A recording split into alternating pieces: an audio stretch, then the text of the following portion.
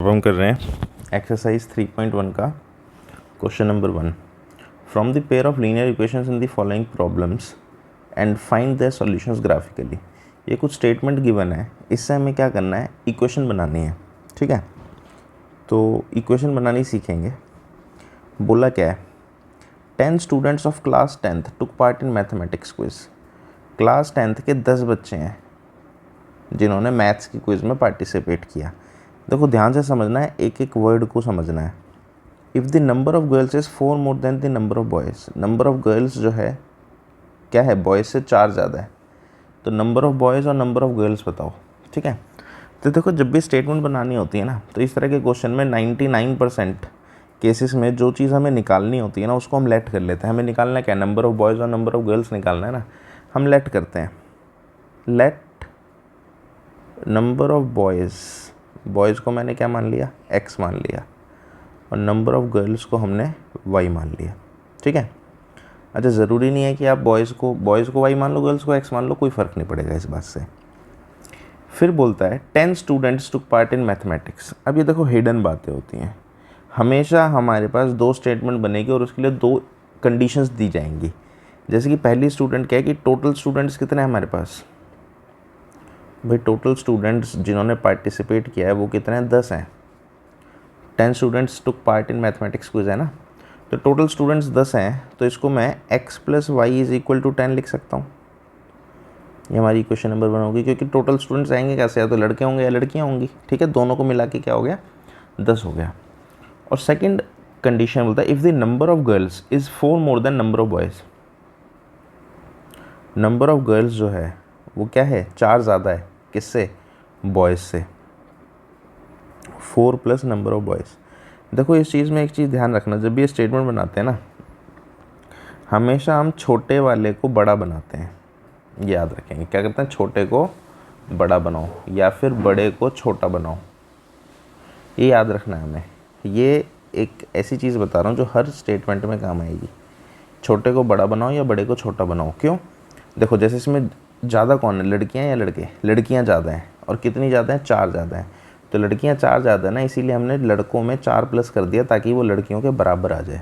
ठीक है, तो हमेशा याद रखना है कि छोटे को बड़ा बनाना है और बड़े को छोटा, ताकि वो बराबर आ जाए। अब नंबर ऑफ़ गर्ल्स हमने क्या माना था, y, तो y = 4 + x। ठीक है, अब ये x इधर आएगा तो ये इक्वेशन हमारी हो जाएगी y - x = 4। ठीक है, ये हमारी हो गई इक्वेशन नंबर 2। हाँ, और इसको मैं x + y या y + x 10 कुछ भी लिख सकते हो, इसको मैं y + x = 10 लिख लेता हूँ। ठीक है, क्यों लिखा है, क्योंकि इसमें भी y आ गया, या फिर इसको -x + y लिख लो, एक ही बात है। अब ये 2 इक्वेशन तो बन गई। ठीक है, इन्होंने बोला एक तो इक्वेशंस बनाओ और फिर इनको ग्राफिकली सॉल्व करो।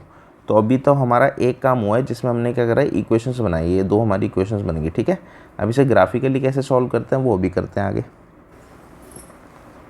अब इसको ग्राफिकली सॉल्व करना शुरू करते हैं। ठीक है, ग्राफिकली सॉल्व करने के लिए क्या करना होता है हमें, देखो दोनों इक्वेशन के ना पॉइंट्स बनाने होते हैं। हमारे पास जैसे एक इक्वेशन है y + x = 10, पहले हम इसके पॉइंट्स बनाते हैं। पॉइंट कैसे बनाते हैं, पॉइंट में हम इसका एक को लेट करेंगे और दूसरा अपने आप निकलेगा। जैसे कि हमने x और y लिखा है। ठीक है, हम x की, ये जैसे a पॉइंट है, ये b पॉइंट है, ये c पॉइंट है, 3 पॉइंट माने हमने। हम कुछ भी लेट कर सकते हैं, तो x को लेट कर लो या y को लेट कर लो। मानो मैंने x को 5 लेट किया है। ठीक है, x को हमने क्या लेट कर लिया है, 5। अब 5 लेट करने के बाद होगा क्या कि आप इस इक्वेशन में x की जगह 5 डाल दो। भाई y + x = 10 इक्वेशन है ना, ये a को सॉल्व कर रहे हैं हम, तो यहाँ पे x की जगह 5 डाल के सॉल्व करो, तो यहाँ से y की वैल्यू क्या आएगी, 5। तो जो y की वैल्यू आई वो यहाँ लिख दो। ठीक है, कहने का मतलब दोनों को लेट नहीं करना है, किसी एक को लेट करते हैं, ध्यान रखेंगे। ऐसे ही मानो x की जगह मैं 4 लेट कर लूँ। ठीक है, तो y + x = 10 है, अब मैं b पॉइंट निकाल रहा हूँ, तो यहाँ पे क्या करो, x की जगह 4 डाल दो, y की वैल्यू क्या हो जाएगी, y की वैल्यू क्या आ गई, 6 आ गई, तो यहाँ पे 6 डाल देंगे। ऐसे ही थर्ड c पॉइंट में x की वैल्यू आप मान लो 6 मान लो। ठीक है, अब x की वैल्यू अगर 6 मानी है तो यहाँ पे वैल्यू डाल के पुट कर दो, तो यहाँ से y की वैल्यू क्या आ जाएगी, 4 आ जाएगी। ठीक है, तो 3 पॉइंट हो गए। देखो ग्राफ 2 पॉइंट से भी बन जाता है, लेकिन 3 पॉइंट से बनाने का एक एडवांटेज होता है कि आपको अपनी गलती पता चल जाती है। वो भी बताऊंगा कैसे, अभी जब हम ग्राफ बनाएंगे ना तब बताऊंगा, नहीं तो हो तो ये 2 पॉइंट से भी सकता है। ठीक है, अब जैसे ये तो हमने फर्स्ट इक्वेशन के 3 पॉइंट बना लिए। ठीक है, अब ऐसे ही हम सेकंड इक्वेशन के 3 पॉइंट बनाएंगे। सेकंड इक्वेशन क्या है हमारी, y minus x equal to 4। ठीक है, अब इसमें भी क्या करेंगे, एक टेबल बनाएंगे 3 पॉइंट्स के लिए, x और y। ज़रूरी नहीं है आप x को लेट करो, आप y को भी लेट कर सकते हो, ये आपकी मर्ज़ी होती है। ठीक है, अब जैसे आप x को 1 लेट कर लो इस केस में। ठीक है, अब x को 1 लेट करोगे तो क्या होगा, वही इक्वेशन में डालो, इसको नाम दे देते हैं DEF, पॉइंट का नाम हो गया। ठीक है, तो अब D पॉइंट के लिए सॉल्व करेंगे तो इक्वेशन लिखो और इसमें x को जो लेट किया उसकी वैल्यू x की जगह लिख दो, फिर सॉल्व करो तो y की वैल्यू क्या आ गई, 5 आ गई। y की वैल्यू क्या हो गई, 5। ठीक है, ऐसे ही x की वैल्यू 2 डाल लो, तो E पॉइंट अगर बनाऊँ मैं तो y minus x equal to 4, y minus 2 is equal to 4, y is equal to 4 plus 2, y की वैल्यू क्या आ गई, 6 आ गई। ठीक है, ऐसे ही एक और पॉइंट बना लो, f में 3 डाल लो x को, तो 3 डालोगे तो y की वैल्यू क्या हो जाएगी, 7 हो जाएगी। ठीक है, इसको सॉल्व कर लेंगे तो यही आएगा। अब ये तीन पॉइंट्स बन गए, 3 पॉइंट फर्स्ट इक्वेशन के बन गए और 3 पॉइंट सेकंड इक्वेशन के बन गए। ठीक है, अब हमें क्या करना होता है, ग्राफ में इन वैल्यूज़ को ग्राफिकली सॉल्व करने के लिए अब ग्राफ पेपर चाहिए होगा और ग्राफ में हम इसको बनाएंगे। ठीक है, अब हम करते हैं। ठीक है, अब हमारे देखो भाई ये पॉइंट्स आए थे, हमने यहाँ पे ग्राफ पेपर पे ग्राफ बना लिया है। कैसे ग्राफ बना लेंगे, ग्राफ की वैल्यूज़ हमें देखनी होती है कि हमारी देखो मिनिमम और मैक्सिमम वैल्यू कहाँ कहाँ है। हमारी मिनिमम वैल्यू है 4, x की 1 है, मैक्सिमम है 6, तो x एक्सिस पे जो है ना हमारा 1 to 6 वैल्यू आनी चाहिए। ऐसे y पे हमारी 5, 4 to 7 है, तो दोनों वैल्यू आ रही है हमारी ग्राफ में। ठीक है, तो अब देखो सबसे पहले a पॉइंट था ना, यहाँ पे a पॉइंट की वैल्यू क्या थी, x5 और y5।